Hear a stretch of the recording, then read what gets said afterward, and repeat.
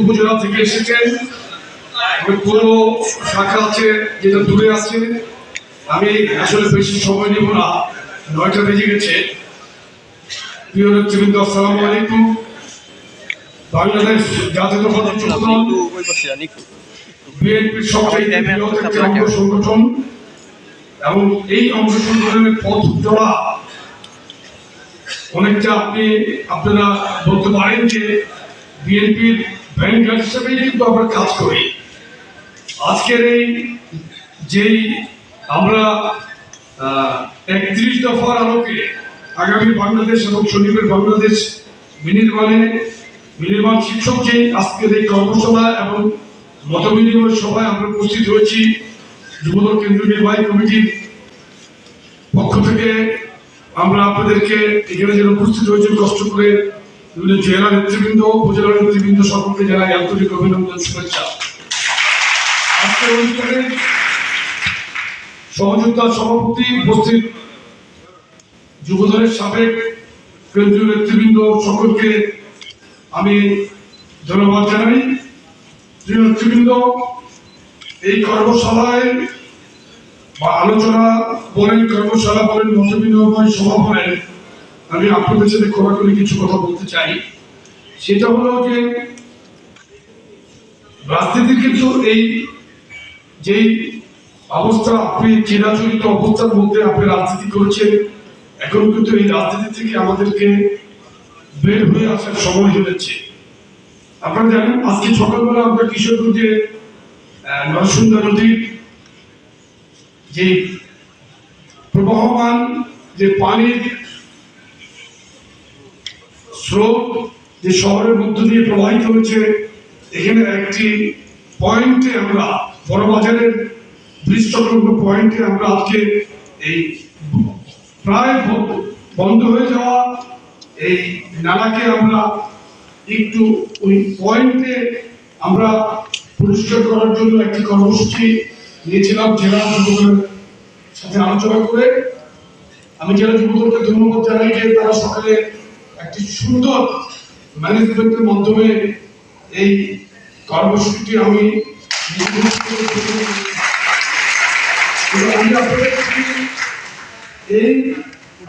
যেভাবে জেলার সাথে কথা বলে এটাকে আপনার সমাপ্তকরণের জন্য যেভাবে আমি তাদেরকে ইনস্ট্রাকশন দিয়ে দিয়েছি, সেটাকে আপনার একটি ফলো আপ রিপোর্ট আমাকে দিবেন, এই কাজগুলো কিভাবে হচ্ছে।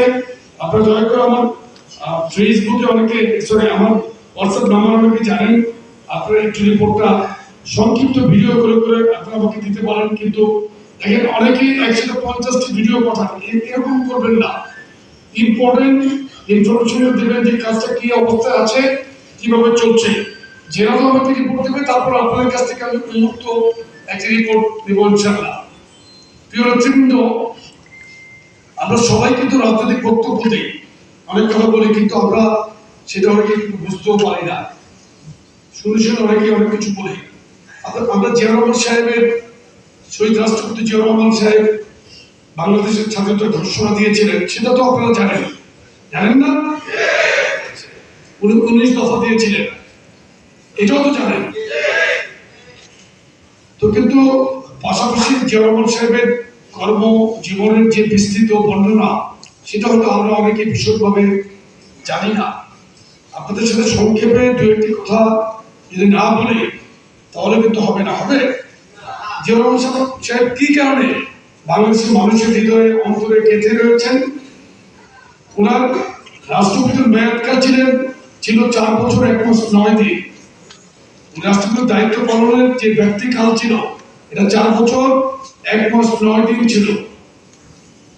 এই অল্প সময়ে উনি বাংলাদেশের মানুষের হৃদয়ে কিভাবে জয় করলেন? এত কারণ আছে। কেমন হচ্ছে না? কাজের মাধ্যমে উনি চিন্তা করেছিলেন যে বাংলাদেশের যেই পররাষ্ট্র নীতি তখন তৎকালীন সময়ের সরকার, বিগত সরকার, মুজিবের সরকার যেটা ছিল, তারা যেভাবে পররাষ্ট্র নীতিকে এগিয়ে নিয়ে যাচ্ছে, যে বাংলাদেশের জন্য এই পররাষ্ট্র নীতি আসলে সুখকর হবে না। একটি শক্তিশালী প্রতিবেশী রাষ্ট্র কখনোই চাইবে না তার প্রতিবেশী রাষ্ট্র উন্নত হোক, সমৃদ্ধ হোক। এটা ওরা দমন করেই কিন্তু দক্ষিণ এশিয়ার মধ্যে 7টি দেশকে নিয়ে উনি সার্ক গঠন করেছিলেন। দেখে আপনারা জানেন। আরেকটি জিনিস হলো যে এই সার্ক গঠনের মাধ্যমে আমাদেরকে উনি রাজনীতির প্রশ্ন থেকে নতুন প্যাটার্ন চালু করেছিলেন, যে আমাদেরকে উন্নয়ন সাধন করতে হবে আমাদের নিজেদের কর্মতৎপরতার মাধ্যমে। যেমন উনি কৃষি বিপ্লব করেছিলেন, অল্প সময়ের মধ্যে শিল্প বিপ্লব করেছিলেন।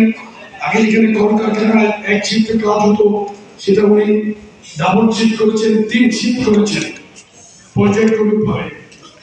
উনি খাল খনন করেছেন। উনি বক্তব্য স্পষ্ট বলতেন যে খাল খনন করে যে খালের পরে যে 2 পারে কিন্তু আপনার সবজি রোপণ করতে হবে। প্রত্যেকটি বাড়িতে হাঁস মুরগির খামার করার জন্য উদ্বুদ্ধ করেছিলেন। উনি মৎস্য চাষে উদ্বুদ্ধ করেছিলেন বাংলাদেশের সাধারণ মানুষকে। মাইলের পর মাইল উনি হেঁটেছেন। তো আমি যদি শুধু মুখেই বলি, যদি অন্তরে ধারণ না করি, তাহলে কোনো পরিবর্তন আমাদের দ্বারা হবে না। কিন্তু আমি কিন্তু কার্যত আপনাদের মধ্যে পরিবর্তনের কিছুই দেখি নাই। কিশোরগঞ্জে যে গত রাত থেকে আজকে এই বেরিয়ে আসা পর্যন্ত আমি দেখলাম যে ব্যক্তিগত সুনাম নিয়ে কিন্তু আপনারা ব্যস্ত। এই যে চেয়ারম্যান মহোদয়, ভারপ্রাপ্ত চেয়ারম্যান মহোদয় আমাদেরকে এত কিছু বলছেন যে মানবিক হওয়ার জন্য, সাম্য এবং মানবিক সমাজ নির্মাণের জন্য আমাদের কি করা, আপনারা কিন্তু কিছুই শিখেন নাই। রাস্তা একজন নেতা, আমি ঠিক আছে যুবদলের সভাপতি, আপনারা আমাকে সম্মান করছেন, আপনারা রাস্তা বন্ধ করে দিচ্ছেন, আমাকে স্পেস তৈরি করে দেওয়ার জন্য রিক্সা থামিয়ে দিচ্ছেন, আপনারা অনেক অবস্ট্যাকল তৈরি করছেন চলাচলের ক্ষেত্রে সাধারণ মানুষের। এগুলো তো আমরা চাই না।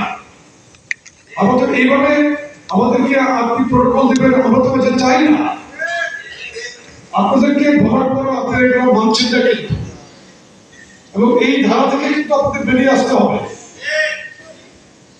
জনগণ এখন নতুন নতুন জিনিস কিন্তু তাদের কাছে পৌঁছচ্ছে। এই জিনিসগুলো আপনারা অনুধাবন করবেন। আগামীতে রাজনৈতিক মাঝে আপনারা আগামী নির্বাচন কিন্তু অনেক কঠিন হবে। আমাদের সাংগঠনিক যে অভিভাবক, আপনারা দেখেছেন যে ছোট একটি ঘরে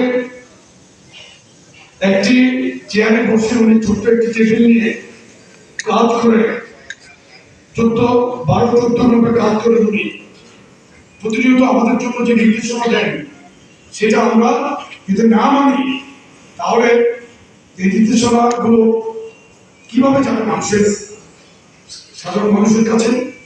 সামনে নির্বাচনী আমেজ শুরু হবে। নির্বাচন অনেক কঠিন হবে। প্রিয়তা যেমন তারেক রহমান কিন্তু এটা বলেছেন। আপনারা বুঝতে পারছেন না। আমি আপনাদের কর্মকাণ্ডে আজকে সারাদিন ব্যাপী কিশোরগঞ্জে অবস্থান করে যেটা দেখলাম, সেটা আমি উদ্ভাবন আমার যেটা হলো যে আপনারা কিছুই ফলো করছেন না। ধরেন যে দল যে আপনাদেরকে একটি পরিকল্পিত ফ্রেমের মধ্যে কাজ করার জন্য উৎসাহিত করছে, সেটা আপনারা মানছেন না। যেটা আজকে কিশোরগঞ্জ জেলা দেখলাম, এটা ব্যর্থতা অবশ্যই কিশোরগঞ্জ